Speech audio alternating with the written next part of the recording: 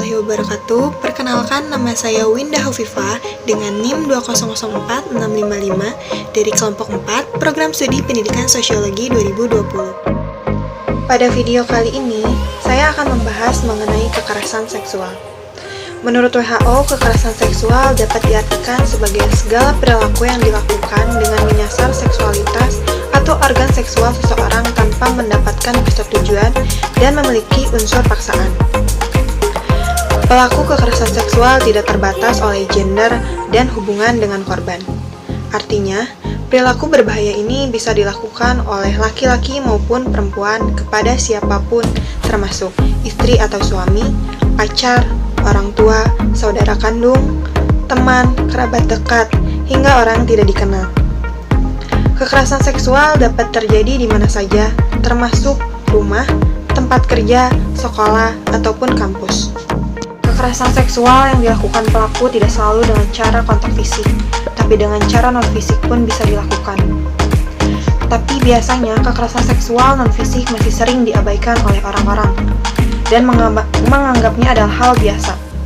Misalnya, bersiul atau memanggil seseorang dengan sebutan tertentu bisa dikategorikan pelecehan seksual yang termasuk ke dalam jenis kekerasan seksual.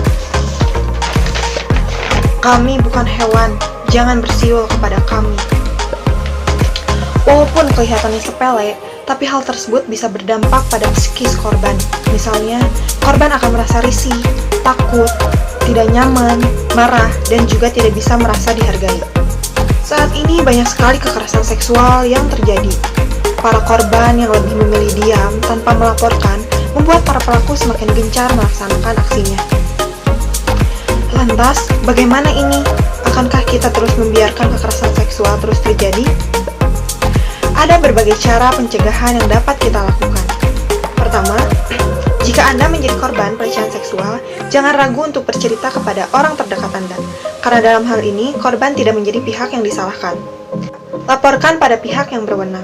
Jika efek jera tidak diberikan kepada pelaku kekerasan seksual, pelaku tersebut akan terus melakukan tindakan serupa.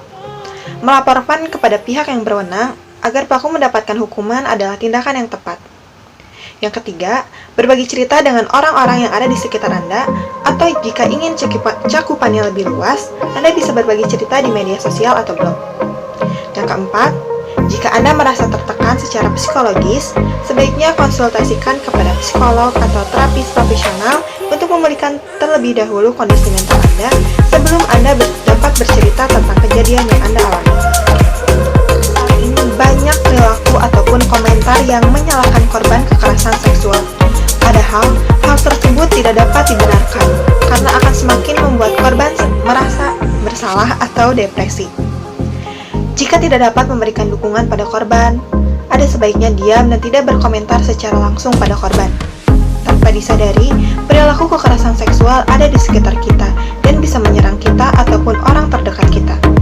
Bahkan, tanpa sadar, kita juga bisa menjadi pelaku kekerasan seksual. Jangan pernah lengah dan lindungi diri Anda serta orang-orang di sekitar Anda untuk terhindar dari perilaku kekerasan seksual. Sekian pembahasan mengenai kekerasan seksual dari saya. Kurang lebihnya mohon dimaafkan. Assalamualaikum warahmatullahi wabarakatuh.